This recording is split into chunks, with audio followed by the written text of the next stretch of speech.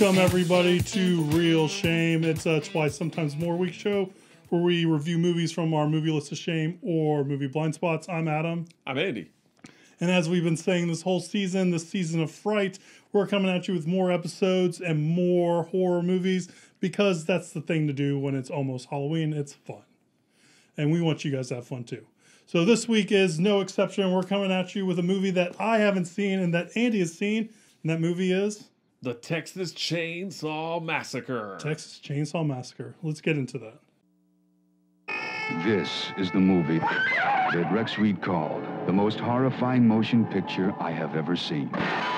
This film is positively ruthless in its attempt to drive you right out of your mind.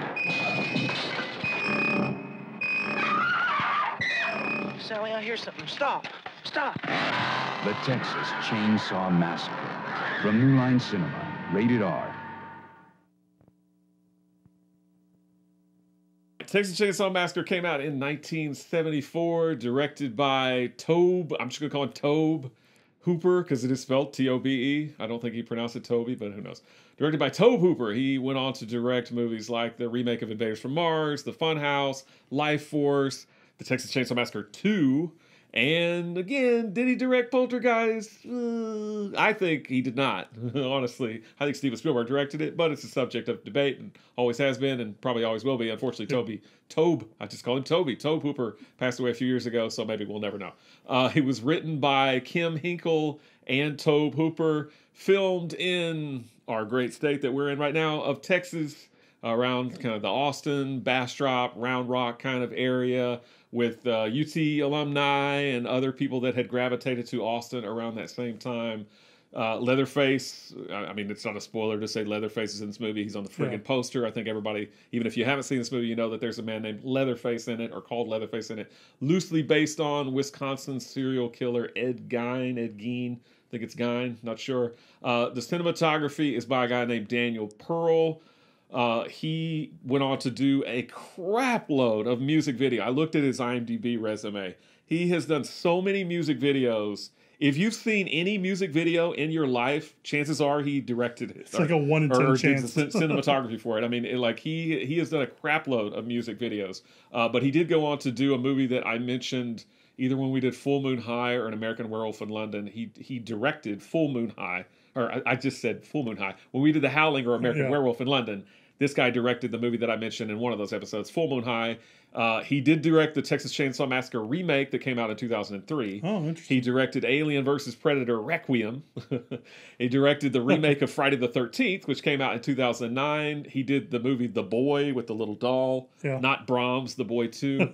And he most recently did Mom and Dad with Nicolas Cage and Selma Blair, which I mentioned that I watched a few months ago and wasn't very good. I don't think that was any fault necessarily of his. I said directed. I think he may have shot Mom and Dad. But some of these other movies he directed. Sorry.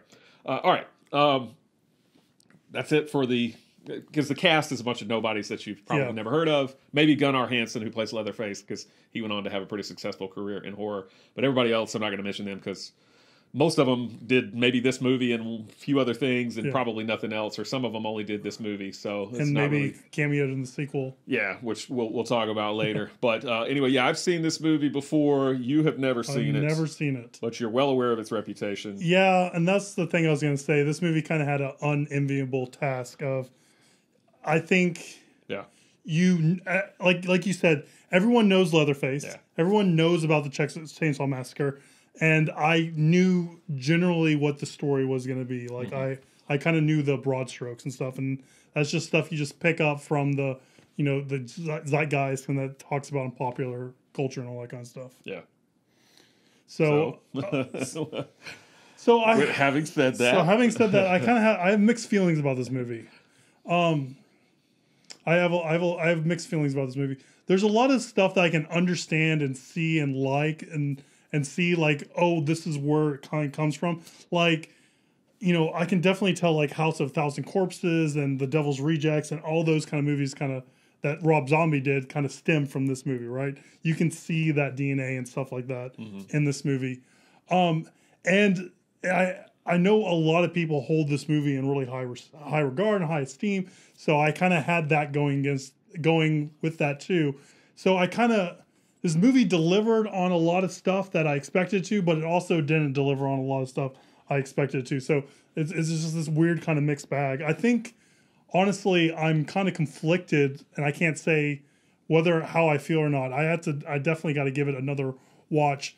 I think the camera, the filmmaking is very like cinema verite. It's very like handheld, and that kind of threw me off for the bulk of the movie. And so the whole time I just felt like I was kind of trying to catch up to this movie because it wasn't what I was expecting in my head because of all this stuff. So that's not the movie's fault. It's just me coming to the movie and stuff like that. So I do.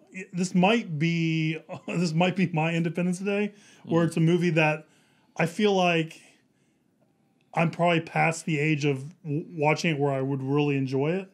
You know what I mean?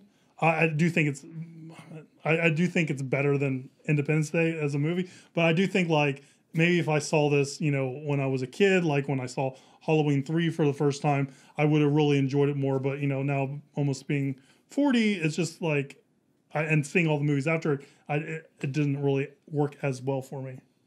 So that's kind of where it is. It's a mixed bag. Like there's aspects of it I love about it, aspects I like about it, but there's other things where I just felt I kind of let down a little bit. Yeah. So let's talk about it. Obviously, I don't know how I would feel about this movie if I was in your situation and I'd never seen it and I saw it, as an adult. But that didn't happen for me, so it's impossible for me to say. I saw it first when I was probably 11 years old. Perfect and age. even before that, living in Texas, I mentioned this, I think, in the Candyman episode. I thought Leatherface was a real dude because the beginning of this movie, it says these are true events, right? Yeah, and these are not true events. I don't think that's much of a spoiler. This never really happened. There is no such person known as Leatherface or anything like that. But as a kid, man, I totally believed it. The kids that I hung out with school, we totally believed it. We were convinced that Leatherface was incarcerated in the prison in Huntsville, Texas, or somewhere, one of the prisons, because Texas has a lot of prisons. One of the prisons in Texas, Leatherface was there, and it was always one of those things where we would talk about it and go, "Oh yeah, well I heard he's getting out in like a year or two. He's going to be paroled or something like that." And of course, as kids, we thought that was real. Yeah. So we're like, "Oh crap, he's going to get out. There's going to be a whole other Texas, Chainsaw Massacre or whatever." Because we're kids and we're stupid, we're gullible. But yeah, so when I saw this movie, again, being around 11 years old, I think I still thought it was real at that time, or I thought it was like based on a true story. Yeah. And I saw it on TV.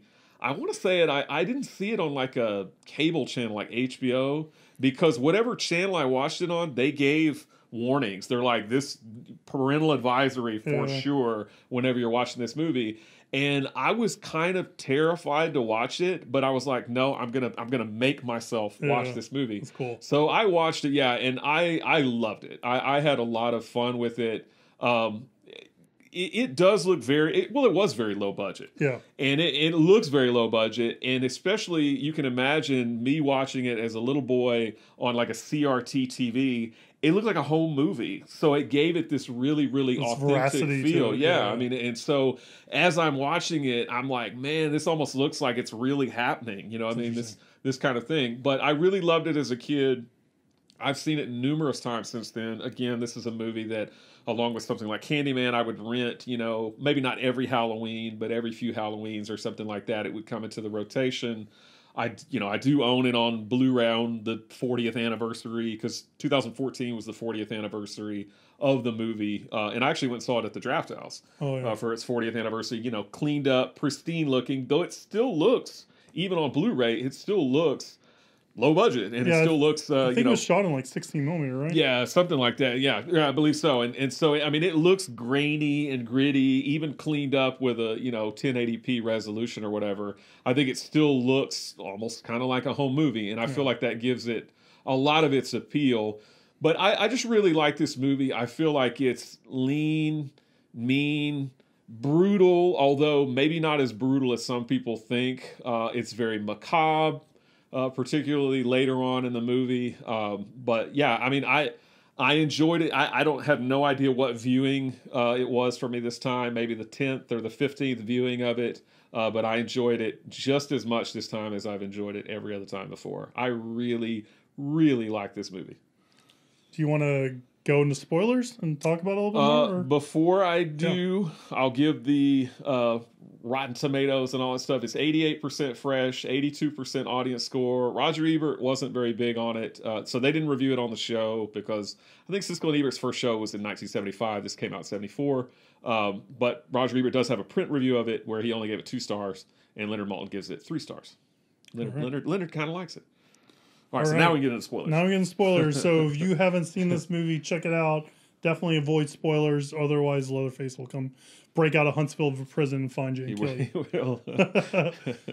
All right, so what are some things maybe that veer into spoiler territory? I didn't find any of the cast of teenagers likable at all. So I knew I think they're 20-somethings. I guess they're in college. Yeah, and I could have sworn the guy in the wheelchair was in on it. Like I thought he was going to be part of, because he was hammering home about going to this house and all this kind of stuff. So I'm like, he's like Franklin.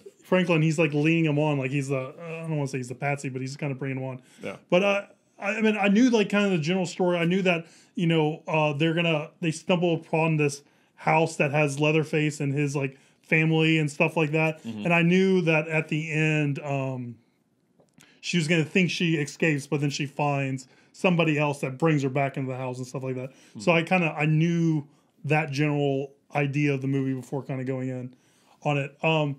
But I do like how the house kind of looks. I think for me the biggest kind of thing that kind of really threw me back was I didn't like those 20-something characters. I didn't think they were very good at acting. They're not. And I didn't like the shooting of it. Like it was very cinema verite. And I love the shooting. And I feel like there's some parts of it where you just like Sally screaming at the dinner table. Like that is she screams for virtually the last like third easily of the movie. Yeah. But I feel like in a little bit like we talked about Kagemusha, where it's just like you're kind of beating a dead horse. Like they're constantly cutting like to her while she's screaming and stuff like that. And I'm like, okay, I get it. Like I get it. Yeah. But so to me that felt really excessive. But so those are the kind of like the big things that kind of really kind of got under my skin, got under my craw. Yeah, and I've heard those criticisms before, definitely. So I can see where you're coming from. I didn't get that Franklin and the other girl were brother and sister. I read that on Wikipedia. Oh, you didn't get that in the movie? No, I knew they were related because she's like, I used to go in this room when I was 8 years old or whatever like that. But it never felt like I never felt like they were like especially close or anything and like that. It was just, and they don't look similar at all. Well, yeah. I mean, yeah. Go on. I mean, I mean, I agree with you. I mean, the acting is not amazing by any stretch of the imagination. I think I even wrote down somewhat good cinema because I like the cinematography. I wrote down good cinematography, somewhat iffy acting. I think Marilyn Burns, yes, she does scream for much of the movie because basically they get to this property that they're wanting to check out, this old house that they used to live in, Sally and Franklin. And then there's a house nearby, which is where Leatherface and his family live. And they all kind of one by one make the mistake, except for Franklin and Sally. They all one by one make the mistake of going to the house. They get killed. And then Sally and Franklin are going in the woods looking for him. That's when Franklin gets killed. And I just want to say a quick note about Franklin. I think even the biggest fans of this movie, which I consider myself a huge fan, I think nobody likes Franklin. Yeah, he is super annoying. He's annoying. And he's the most annoying character. He just plays like this one note and very whiny. It would have been more interesting, I think, if he was part of that family. Yeah. Well, I don't know, but because he's like jabbing like the van, and he's like, "Why are you?" And he's like, "Why are you doing that?" And he's like, "I don't know. What I." Yeah. With the knife. Well, I've heard it said from some people that he doesn't. That nobody really acts like that, or nobody is that annoying, and I honestly, he reminds me of one of my extended family members.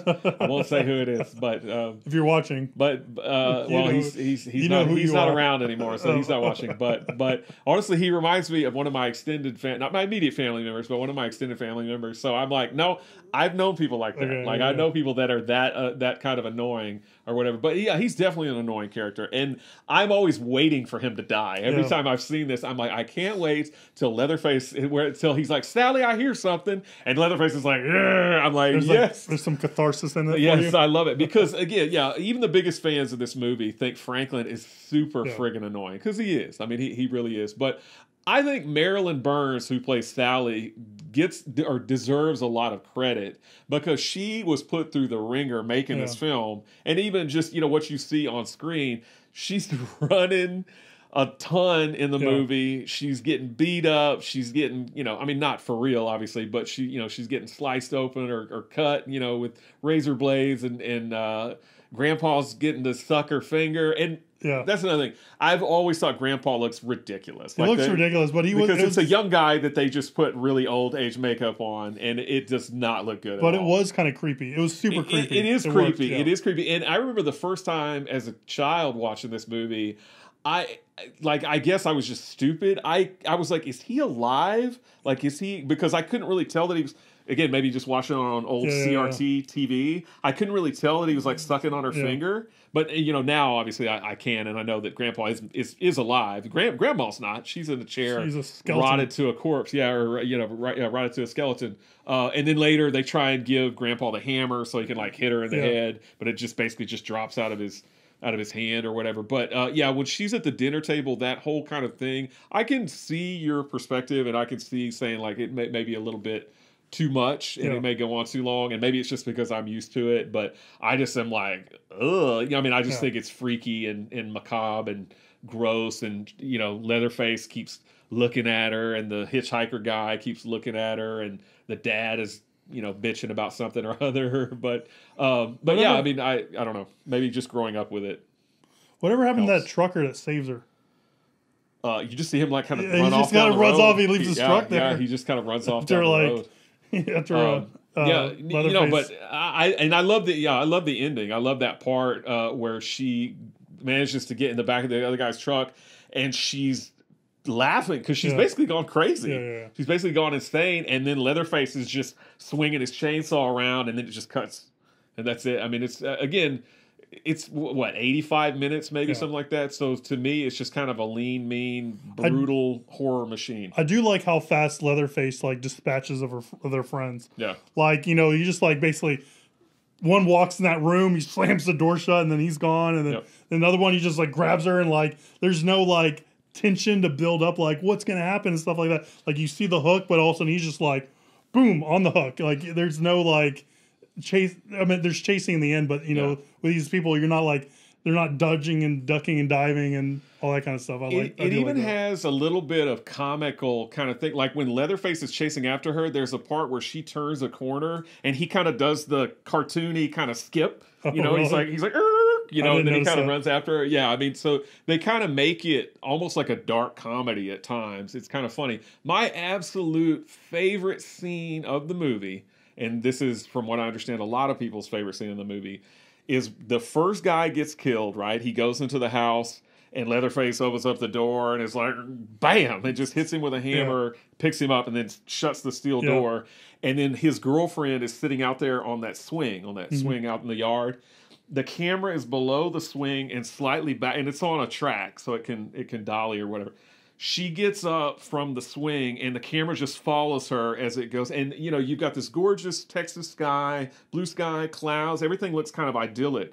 And she's walking up slowly going, Kirk, and it's just following. You see her butt, basically, in her little shorts. And that's not why I like it. I'm not saying that. but just I like the way that it's presented because it's very kind of fluid, the movement and everything. And then she walks up the stairs, and that's it for her because she basically goes in the house, stumbles around, sees all the bones and everything. It makes her sick. She almost gets away. She runs out onto the porch, but he grabs her. And she arguably gets the worst treatment because she's the one that gets placed on the hook. And she's just like, trying to get off of it. And it's just like, ugh. But I love it. Was it her in the freezer? Yeah. Okay.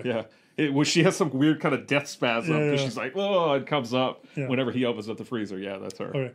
Yeah, I don't remember that shot, so I'll have to revisit that and look at that. But it sounds cool. It is very cool. I said that nobody in the cast is really anybody that you would know, but I forgot John Larroquette actually is the guy that reads the opening little crawl that talks about what happened that day. I read on IMDb that he was paid with a marijuana cigarette for that It day. was the 70s. I wouldn't be surprised. Yeah, I mean, yeah. There's a lot of things like don't pick up hitchhikers. You know, Yeah. especially if they creep you out. Yeah. Like that guy, the guy I had. It's kind of like I said with Who Could Kill a Child. I'd have very little patience. As soon as the guy I picked up hitchhiking was creepy, I would be like, all right, get out. Well, it's very funny because obviously things are a little bit more kind of freer back then. So you did have a lot more people hitchhiking and picking up hitchhikers. I think it's funny because they're like, hey, there's a hitchhiker. Should we pick him up? And one of the girls is like, oh, he looks weird. Yeah. You kind of hear her say that in the background, but they do it anyway. And yeah, I would have kicked him out of the van way before he tried to cut, or he cuts Franklin's arm or whatever. He's strange. So when was it Sally? What's the Sally's the sister, Franklin's sister. Okay, Yeah. so when she runs back to the gas station, and we see the guy that runs the gas station, or whatever, and then you see into the fire of like everything he's barbecuing. Was there anything significant there? Because I felt like it was trying to show something significant, but Kirby and I were like, is that supposed to be a body or what's it? Yeah. I mean, I think the answer to that is yes, but it doesn't develop that at all. Okay. I mean, you know, the whole movie that they're talking about, the hitchhiker's talking about slaughterhouses, and Franklin's talking about slaughterhouses and what they can do. They use the jowls and they make head cheese and they do this and blah, blah, blah. But they never really do anything more than really, really very, very slightly imply that barbecue is being made out of humans.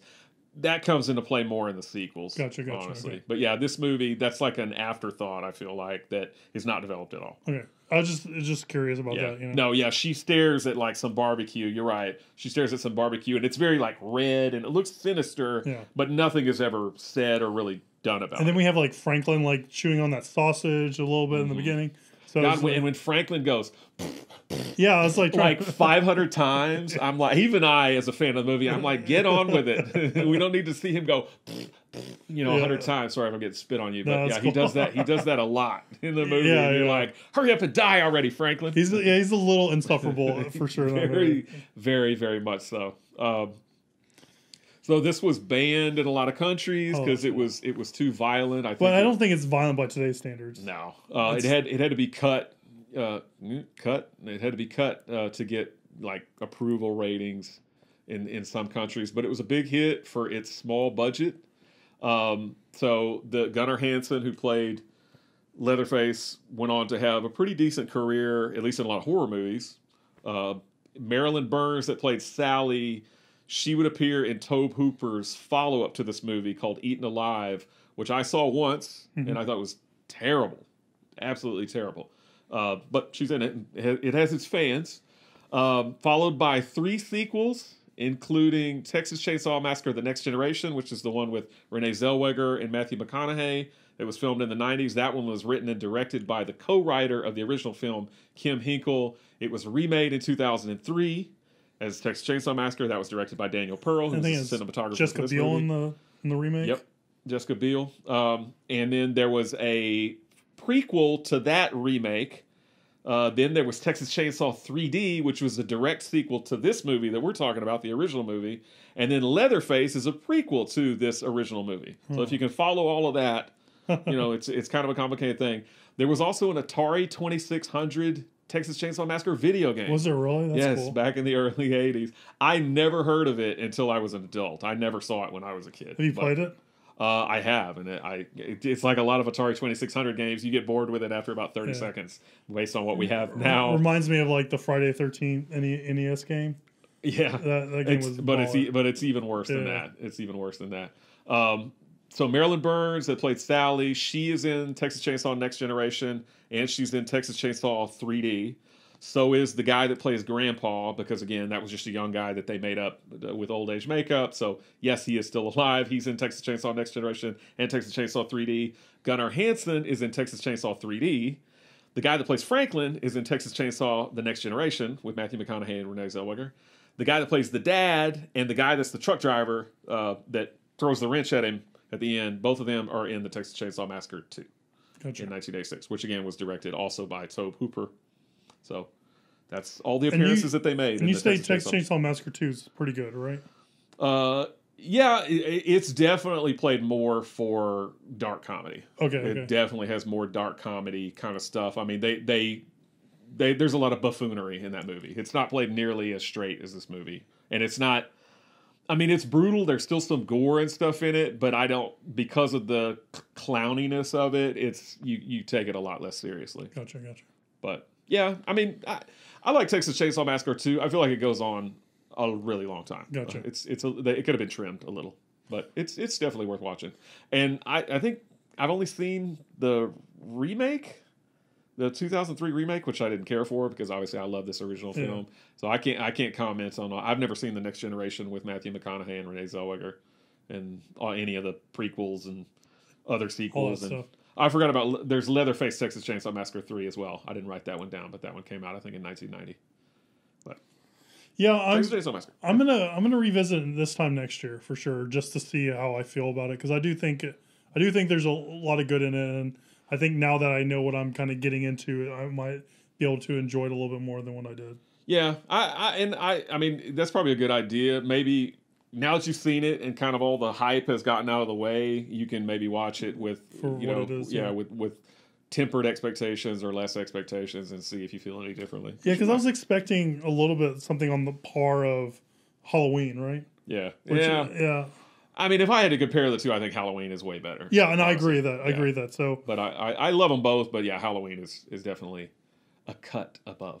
Oh, the shape versus Leatherface. Hey, there we go. Yeah, let's do it. I'd pay to see that. All right, so that's our review on Texas Chainsaw Massacre. Mm-hmm. If you love the movie, if you tell us what your favorite shot is below in the comments. Is it the dolly in on her going to the house, or is it something else? Let us know. We answer questions not this month, but later on. We do shoot them to us, realshame@gmail.com. Follow us on social media @realshame, and stay tuned next week when we pull out more horror movies that we get to watch and scare and excite and fright us. And we'll see you next time, guys. Bye.